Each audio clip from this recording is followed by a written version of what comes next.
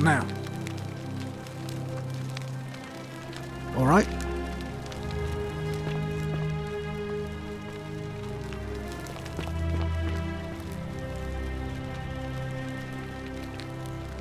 Do I need to ask Horatius to escort you out of here? Get out, you horrid barbarian!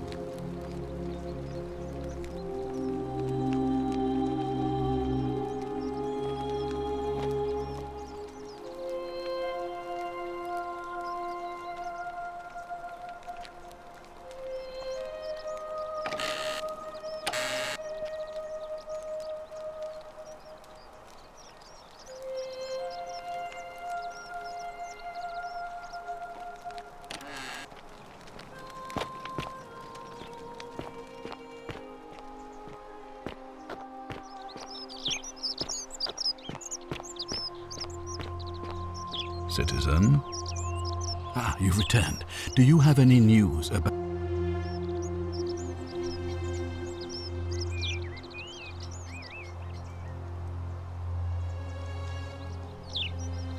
Of course. What is it?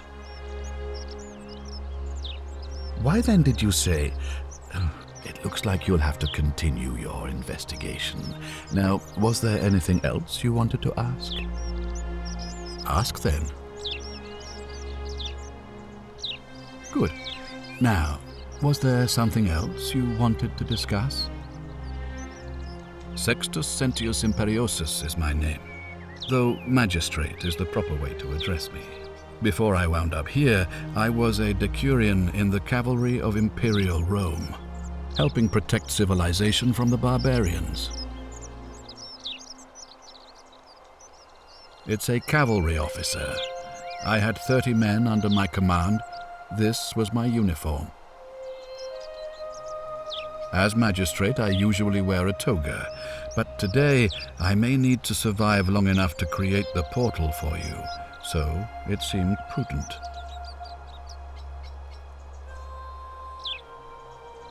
My men and I were at the Emporium in Rome as honor guard for a visiting dignitary arriving upriver by barge. Now, the port is usually bustling, but just as our guests arrived, waves of people began running toward the river from streets and alleyways in every direction. They were trying to escape a terrible fire. Unfortunately, the crowd sent my horse into a panic, and I remember it losing its footing by the water's edge. The next thing I knew, I was waking up on a riverbank not far from here in the company of some stranger.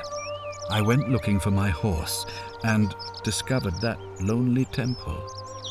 You can probably figure out the rest. I was elected 7 months ago, uncontested because of my command experience. Since then, there's been growing agitation for another election. They're supposed to be annual, but I agreed to hold it sooner, hoping it would placate my constituents. Unfortunately, it just seems to have emboldened certain elements instead. Very well.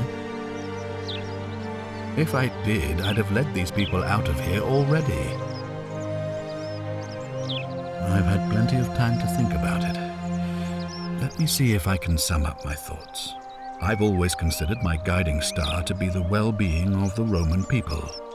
Our survival and prosperity have always hinged upon honoring the peace of the gods, the sacred accord between the gods and the people of Rome. Give the gods what they want and we all prosper. Dishonor them and we all die. It's as simple as that. The real enemy in this place is not the golden rule, but human failings. The temptation to slide into degeneracy, greed, and hubris. I trust that answers your question. Thank you. I'll be waiting here for news.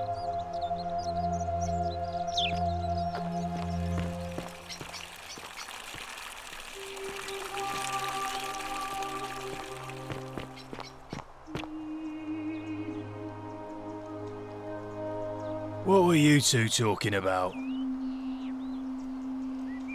Don't play dumb. I saw you. Having a shady little chat with old man Sentius up on his balcony.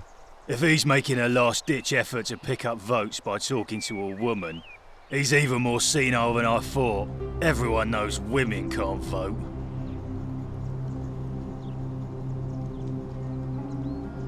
What else would you be murmuring about on election day? Mark my words, Malleolus is going to be magistrate by the end of the day. And if I tell him you've sided with that feeble old has-been, that you've been trying to undermine his hard-won victory, you'll have picked the wrong patron. Got it?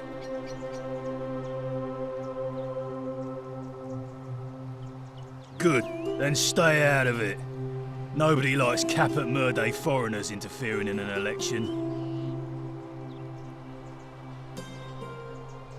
Can't hurt.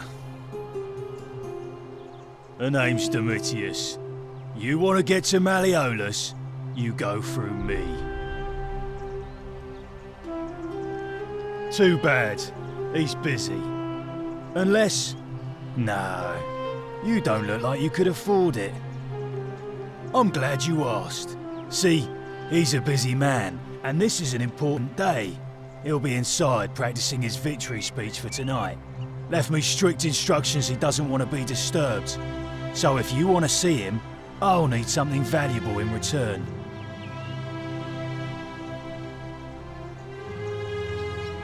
Bribe? That's such an ugly word. What I'm looking for is more of a tribute to me, your soon-to-be patron.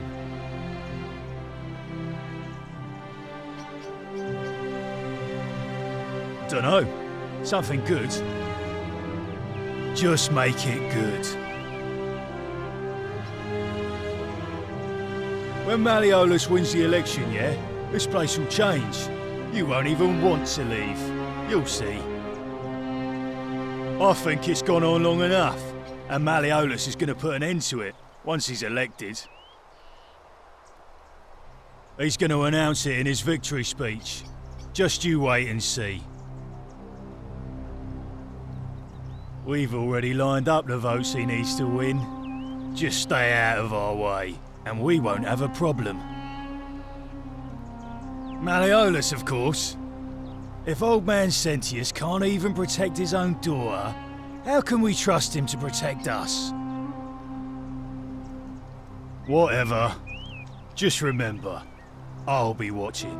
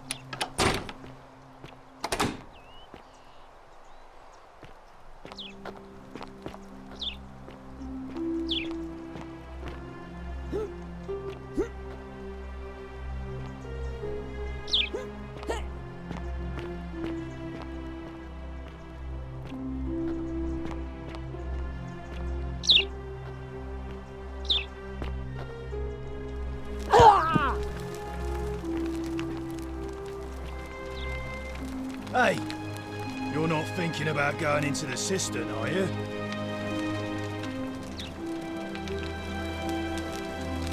Nobody's told you about Hannibal? Ugh, why do I have to do everything round here? So, there was this guy called Hannibal, right? Funny accent. Used to go down into the cisterns looking for junk he could clean up and sell. One day, a few weeks back, he comes out and tells me the cisterns are haunted.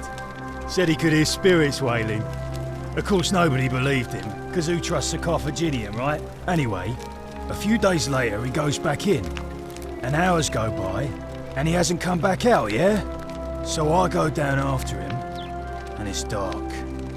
But in the distance, I can just make out his body, sprawled out on the ground, and hunched over him was something that made my blood run cold.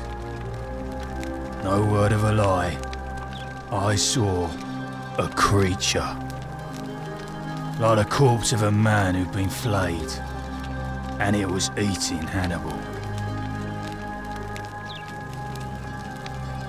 If it was a man, maybe.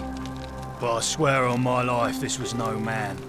More like a Strix, or some Versipelus that feeds on human flesh. I didn't stick around to see which. What any sane person would have done. I legged it out of there and put a sign at the door to warn the others. Without a weapon? Well, it's your funeral.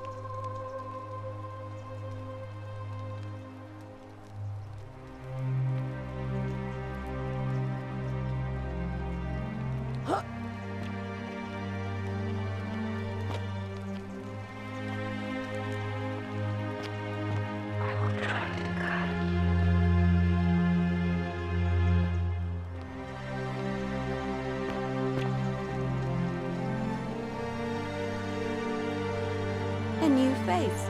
Ave, and may Vesta watch over you. I'm Equitia. To what do I owe the pleasure of this visit? Oh my. I take it people are quite direct where you're from. I suppose it's quite charming in its own way. Usually, however, you wouldn't simply march up to a Vestal priestess and without due formality or courtesy ask, "What is your story?"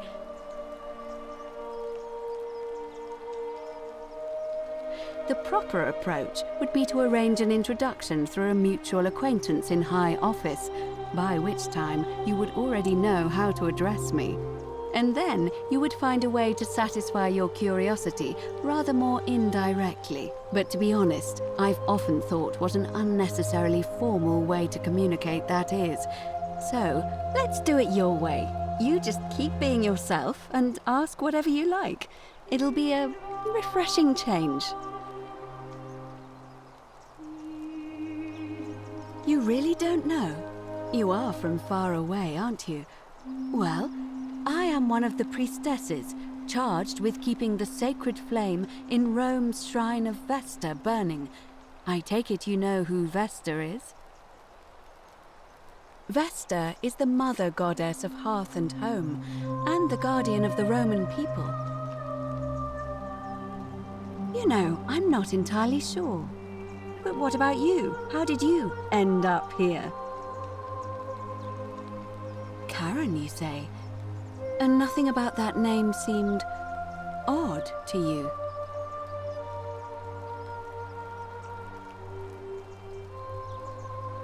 Why is that? The memes? What are the memes? So, a bit like Egyptian hieroglyphs then? So your people make hieroglyphics depicting this accursed character, the one they call Karen. I wonder if... No. I apologize. I don't mean to be cryptic. It's just that you've got me thinking. Have you spoken with any of the others about how they arrived here too? I really think you should. Go around and ask them what they remember and see if you notice any patterns. I know. I just don't want to see what happened to Livia happen to you too. Up until a few weeks ago, she was a perfectly productive member of our little community, darning clothes and cutting hair.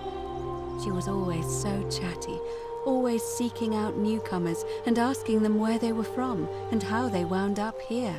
And then, about a month ago, she suddenly changed.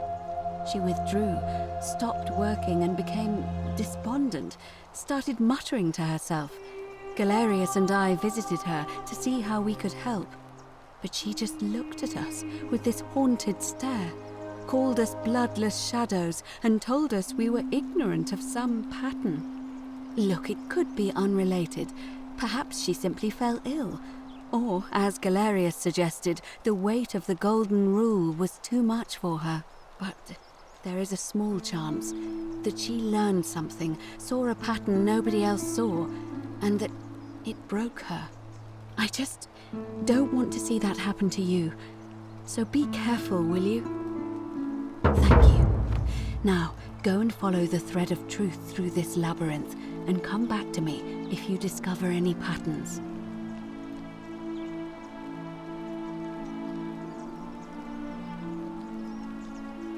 I don't, I'm afraid. It seems to me we're exiled here until the gods judge us, one way or another. I'm quite sure it's the work of the gods, which is strange because they've never been particularly concerned with our misdeeds, as long as we've kept the peace of the gods. We ask for blessings, for good health, bountiful harvest, military victory, and in return, we offer praise, wine, incense, or animals. But here, it seems they require much more of us. I find myself reminded of an especially pertinent tale from our great poet Ovid in his epic Metamorphoses. Would you like to hear it? It is rather long. Wonderful. It goes like this. Baucis and Philemon were an old married couple living a humble life in a small town. One night, the town gets a visit from a couple of vagrants. They go from door to door, asking for a place to stay the night.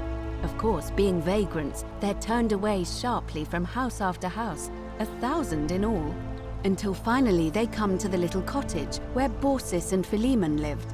Now, the kind old couple had very little to offer, but nevertheless, they invite these strangers into their house and offer them food, wine, and a place to stay.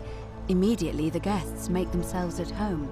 They begin gulping down the old couple's wine, so much so that Baucis, the old lady, begins to worry they're going to run out. And then she notices something strange. Her wine pitcher keeps refilling itself, as if by magic.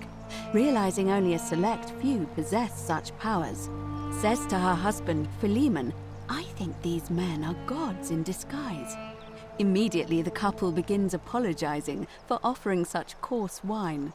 And the vagrants metamorphosize and reveal themselves to be Jupiter, the king of the gods, and Mercury, the trickster god. They confide they didn't mind the meager offerings. They were just pleased that someone in the town offered them hospitality.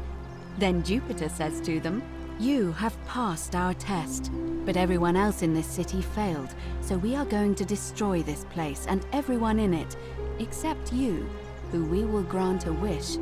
So old Baucis and Philemon escape up into the mountains safely, and they receive their wish, which is for eternity together.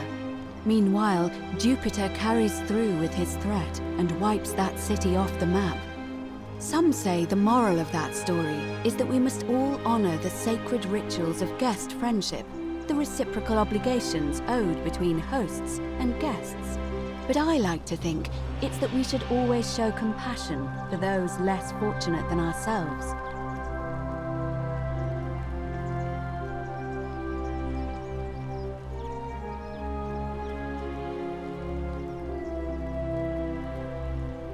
A cynic philosopher might take that view, but it's not entirely invalid, I suppose.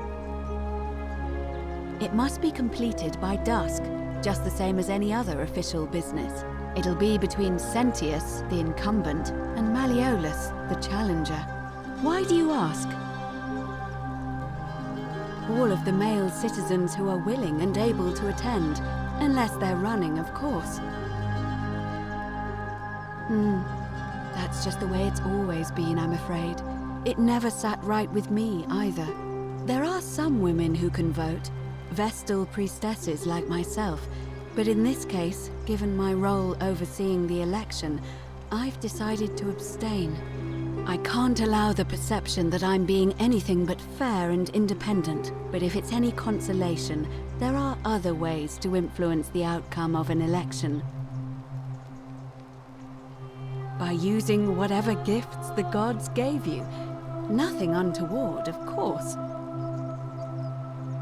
I'm responsible for announcing it and making sure the procedures are followed.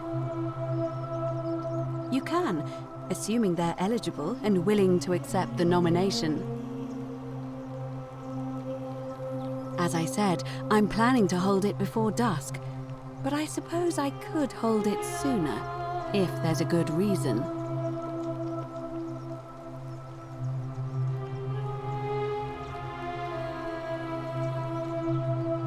As you wish. Certainly. And did you notice anything? A pattern? Oh, well then. Keep asking people how they wound up here. I don't want us to rush to any conclusions yet. Livia's fate weighs heavily on my mind, and dictates we should be sure. Yes, you should ask the others first. Come back to me once you've acquainted yourself with the rest of our neighbors.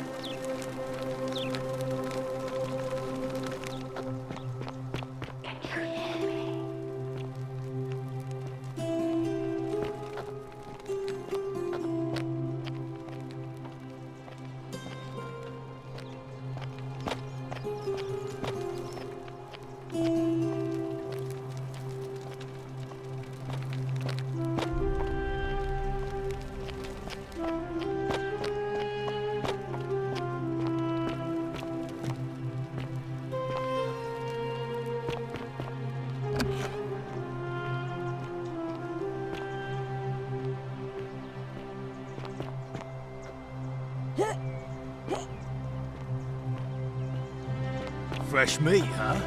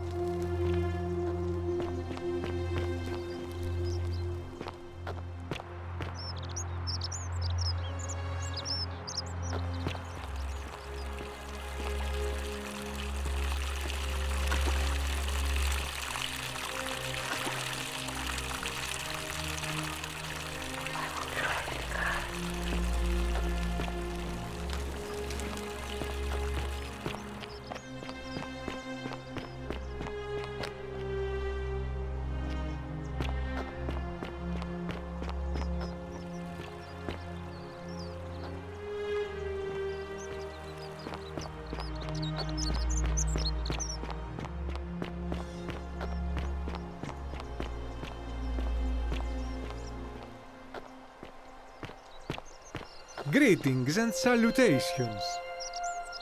Greetings, I'm Georgius. It gladdens me to see another foreigner in our midst. We must stick together, you and I.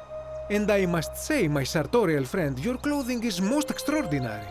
Leather boots in place of sandals, trousers with precise stitching, and such a curious design. I have traveled distant trade routes from the markets of Damascus to the farms of India, and never have I seen anyone dressed quite like you. Tell me, I must know, from which exotic part of the world do you hail?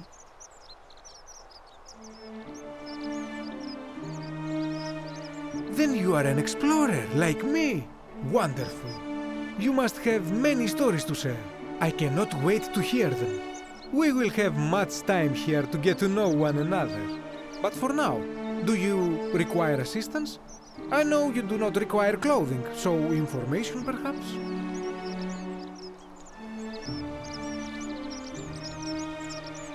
My story? How kind of you to ask. I am a tailor and I run the humble shop in the forum. You mean to say, with all the turmoil and terror of the Golden Rule and so few customers, why bother setting shop at all? I'll tell you, it is precisely because of the Golden Rule that I wish to remind my friends of the importance of looking one's best. I say, the more of our customs we preserve down here, the more we can preserve a semblance of normality, the better our chances of keeping our heads. Don't you agree? A good question. A very good question indeed. And I would be happy to tell you if only I could remember it clearly myself. I remember I had just been to Rome to sell an extraordinary selection of wares, and drowning in coin, I decided to celebrate my success. I rented a prestigious villa by the Tiber, invited over a few select friends, and we began making our way through some of the most exquisite wine money could buy. Quite a lot of it, in fact. Now, I have had visions and awoken in strange places before. I have even found myself naked in the desert sands more than once, but none of that compares to this. This time, I remember people screaming, then falling into a void as empty as time before creation, gasping for air, and then nothing. When I regained my faculties, I was lying naked by the banks of the Tiber, gods know how many miles from my villa. Indeed. I'm lucky I was carrying a little extra weight. I believe it kept me afloat. In any case, it seems I'd been rescued and resuscitated by a benevolent stranger. I went to find firewood for his campfire, stumbled across a cave, and discovered that trapdoor temple. And here I am.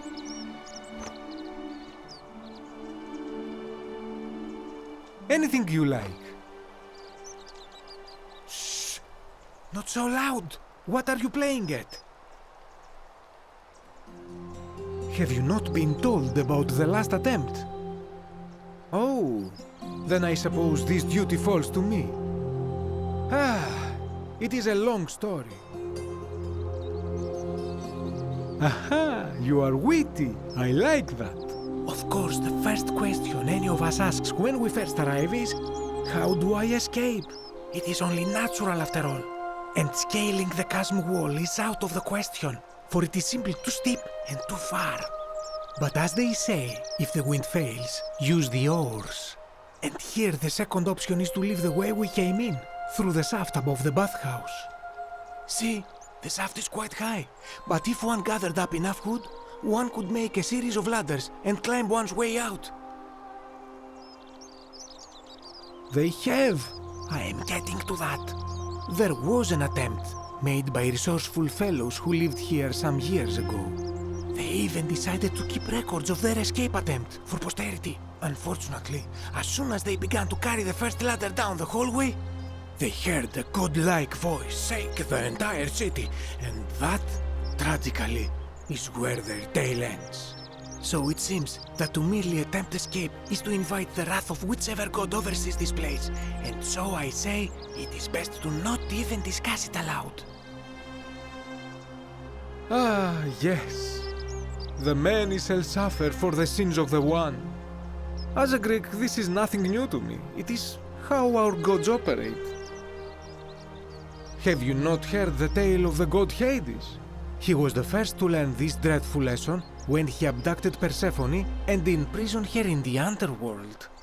When Demeter, the mother of Persephone, learned of this, she did not punish Hades, the guilty one. Instead, she changed the climate of Earth so that it became hot and dry. Nothing grew. The grain turned to empty husks and the rivers dried up. Innocent people died by the tens of thousands until at last the other gods were forced to act, lest they have no worshippers left. So yes, we know this rule. This has always been the case. The Golden Rule has merely brought it into focus. If we are to survive, I say we must each heed the simple wisdom of Thales of Miletus, first of the 7 sages of Greece, who said, "Avoid doing what you would blame others for doing." Regrettably, I think you are correct, my friend. For even if 99% of us adopt this principle, that will never be enough. Sadly, no matter how well we protect ourselves, the life's work of many good people can be undone in the blink of an eye by a single selfish act.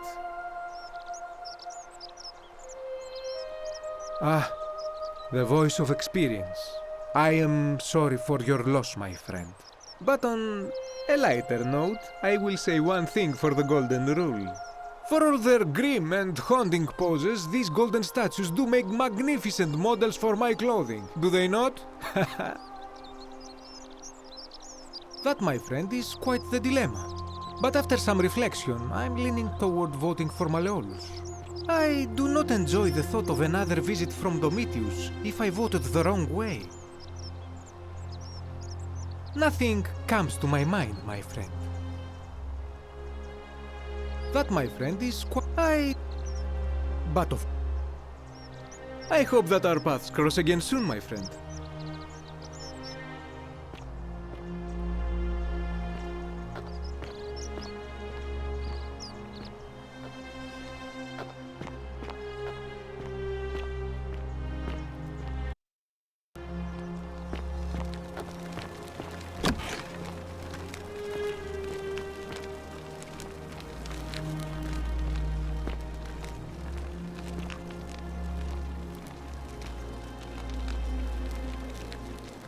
Give me a moment. Sorry I'm such a mess. I just lost a patient and a dear friend. Yulia. She was a good woman.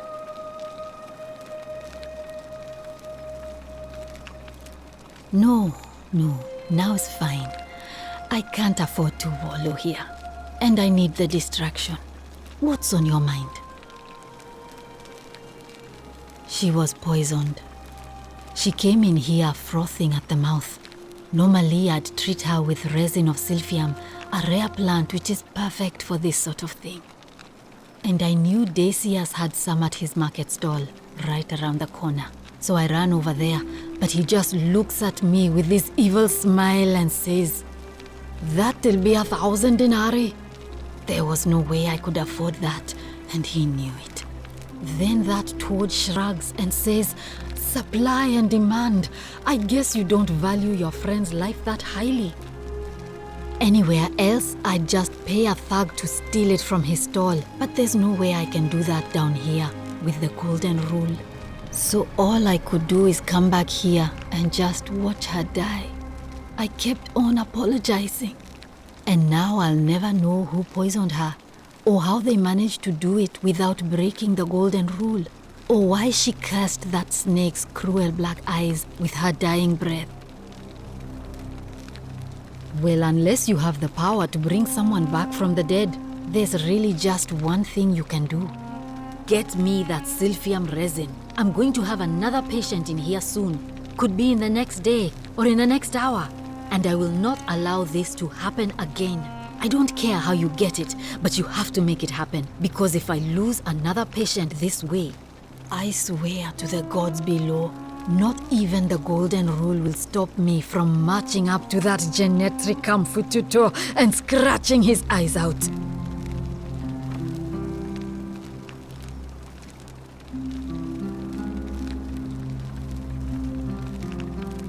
Then you'd better get me that silphium quickly, hadn't you?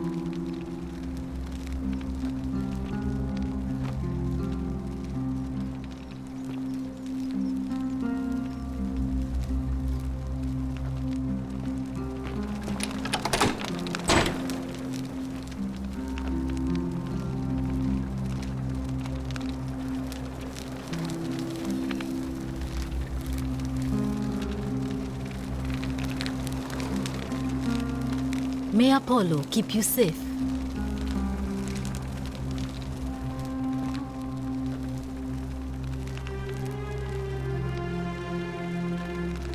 Feeling all right? I'm Lucretia, and I'm going to be straight with you. I'm not a physician. This is Nevia's clinic. I've just been filling in ever since she disappeared. I'm tired and out of my depth and miserable all the time.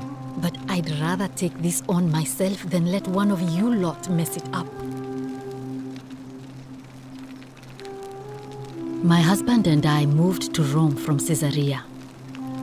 He embraced the Roman way more than I would have liked and turned into an awful philanderer. I would have divorced him and demanded the return of my dowry, but I knew he would sooner have me killed than give me my right. So I waited for the right time to take what was mine and disappear. And then the fires came. As he prepared to evacuate our villa, I gathered our most precious belongings, coins and gemstones, and the moment his back was turned, I ran. I could barely see for the smoke, and the streets were full of people trampling each other. I ran for the river, like everyone else, and leapt in. The next thing I remember, I was waking up on a riverbank, not far from here. I wish some people here need proper medical care, not the half-baked, hanging by a thread excuse for treatment I'm giving them. Just don't get sick or injured here. I'll do my best to treat you, but I'm out of my depth and dangerously short on everything you can imagine. A city without sin might sound good on paper, but whoever dreamt it up didn't think it through. Maybe it was an attempt to create some kind of utopia. But snakes like Decius will always find loopholes to exploit. And what can we do about it? Absolutely nothing. In some ways, we are worse off because we can't take the law into our own hands. Oh no. Sorry. I don't mean to worry you, but no, that is definitely not normal. There was one other person who claimed she could hear the statues talking to her. But that was Nevia, and she went a little mad. Well, she used to run the clinic. She was a midwife, not a physician, but she was the closest thing we had down here. And she was good too. Until she suddenly lost all interest in us. One day she told me she'd made some profound discovery about the golden statues. This changes everything, she kept saying. But I had no idea what she was talking about. The last time I saw her, the last time any of us saw her, she was muttering to the statues, like she could talk to them. And then she shut herself in the palace, barred the door from the inside, and nobody's seen her since. She's been gone so long now, we figure she's either dead or up to something so strange that she doesn't want anyone else to know about it. But I really wish I could reach her, because that's the only hope I have of solving a troubling problem, a real thorn in the paw situation. One of my patients is suffering from terrible rheumatism. His joints are inflamed and he's in constant pain. I really shouldn't say. He wouldn't like it. And he's a little bit scary. He's become so irritable that the smallest things set him off, and I worry he'll end up losing his temper and lashing out, and you know what that means. I just know Nevia would know how to treat him, assuming she's still alive. But nobody seems to know how to get into the palace. Thanks, I suppose. Sure. What do you want to know? Do you really want to know? I mean, if somebody poisoned her, then surely they would have broken the golden rule, and so maybe it's best we don't discuss it. Hemlock, I believe. I haven't seen her in months. She's not allowed to leave Malleolas's villa, and they are quite secretive. Gladly. Well, come back if you get sick or injured. Day or night, I'll do what I can.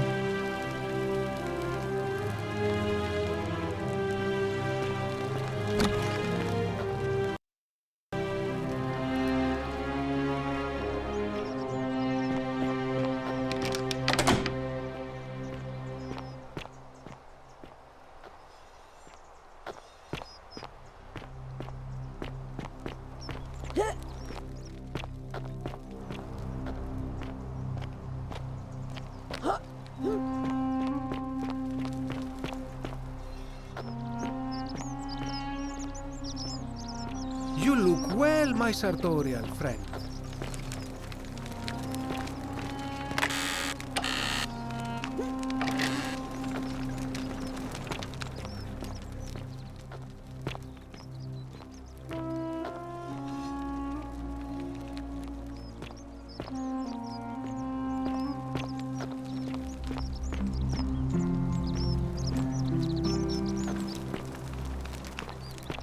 Sometimes I stare at the great temple on the bluff, and I think, whatever is in there, it has to be important.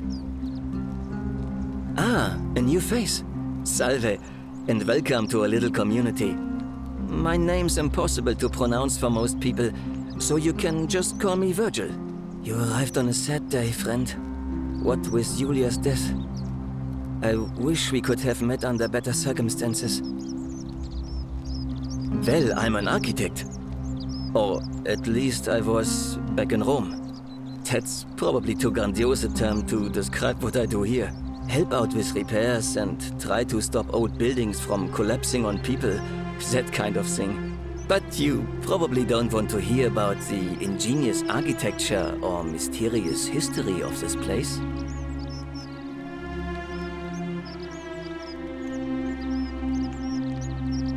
Oh, I'm glad you asked. Some of these shrines were constructed hundreds of years ago, which means Romans have been arriving here for at least that long. But there's one thing that puzzles me. The oldest shrine in this avenue isn't Roman at all. It's Greek.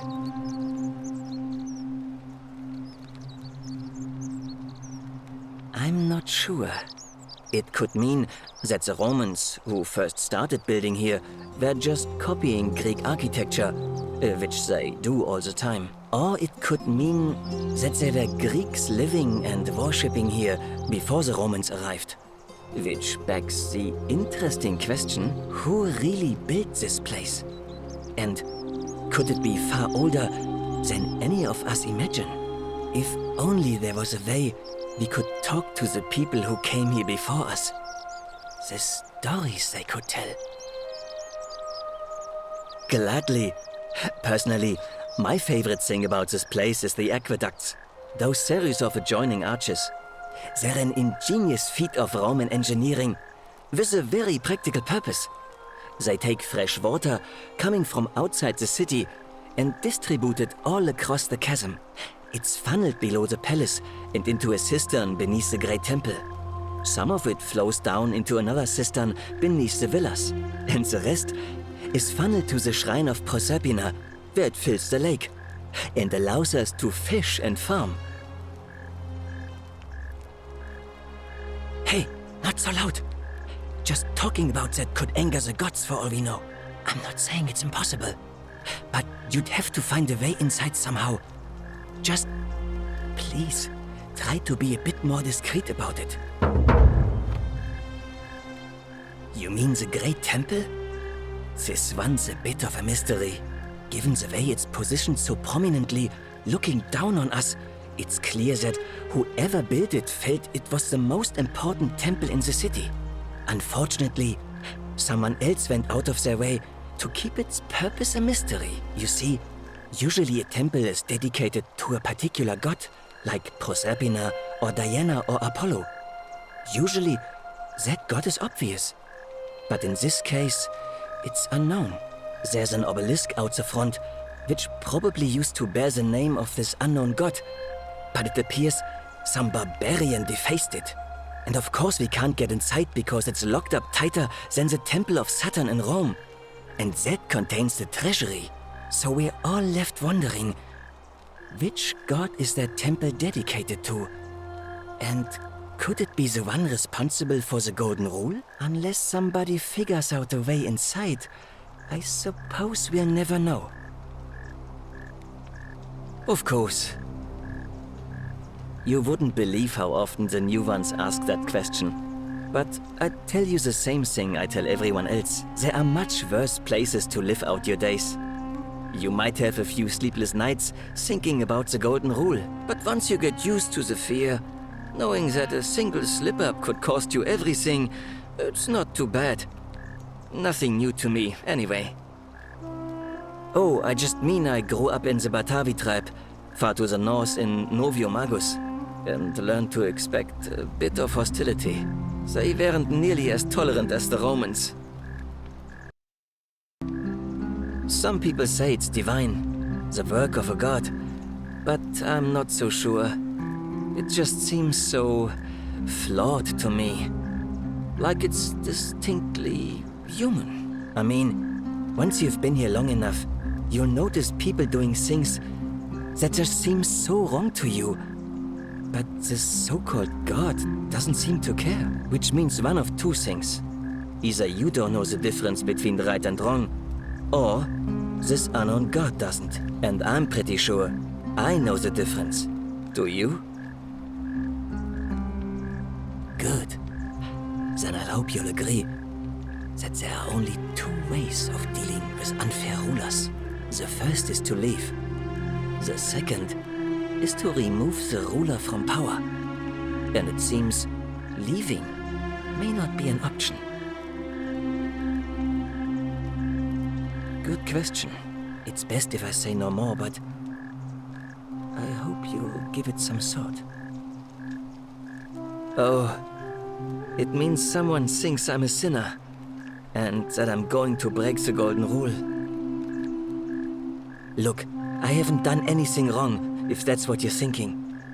Somebody just has a problem with my preference for male company. Hey, nothing gets by you, huh? Sorry, that was mean. Yes, I like men.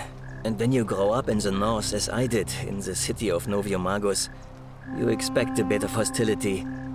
The Batavi are not known for their tolerance. I saw enough friends killed or driven away to know the cost of not keeping your personal affairs to yourself. So I hid who I was for, what was it, nearly 10 years? Watching what I said and where I looked. But that kind of fear eats away at you slowly, until living isn't any better than the thing you were afraid of. Needless to say, since I'm now living underground, halfway across the known world with an assumed name, my openness didn't go down well among the enlightened folk of the Batavi. In any case, the Romans are far more accepting, and among them, I get to be who I am. Or at least I thought that was the case. It seems I was wrong. It's not just graffiti. I have quite a collection of handwritten notes too. The strange thing is, I keep my personal affairs to myself. I've never really been interested in any of the men here. Not my type. So I'm not sure what I could have done to upset this person. If I had to guess, I'd say it's probably one of those cultists. Strange bunch.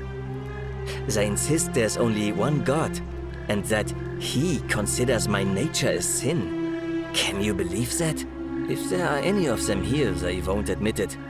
Not since they supposedly burnt down half of Rome last year and went into hiding. All I know is, if these threats keep escalating, eventually my secret admirer is going to cross a line and break the Golden Rule. What? Really? I didn't expect that. But thanks. It's always a pleasure to meet someone so selfless. I'm glad you arrived when you did. I'd start by figuring out who the cultists are. Or maybe ask around among the merchants here. Someone who lives or works in the forum must have seen something. But if you find them, please don't hurt or humiliate them. I suspect they're just confused. Well, Malleolus is talking about loosening some of the restrictions in this place. And while it's all a bit vague, at least he has a vision. My vote isn't for sale, if that's what you're asking. Nice to talk to you.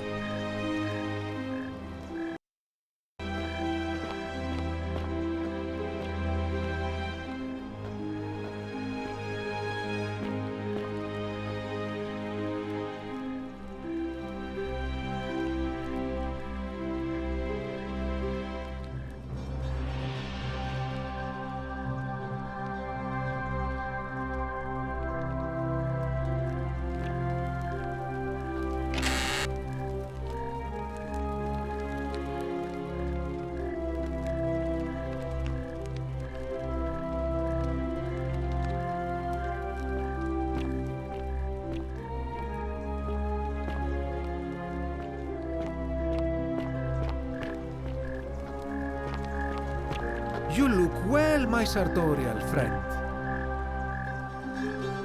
Hello again, my sartorial.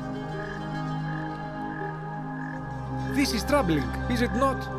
I'm afraid I have no idea. It is ridiculous, though. Virgil is a fine man. But my young friend Fabia confided in me that she saw someone leaving graffiti on his shop front last night. Perhaps you should ask her about it. I hope that our paths cross again soon, my friend.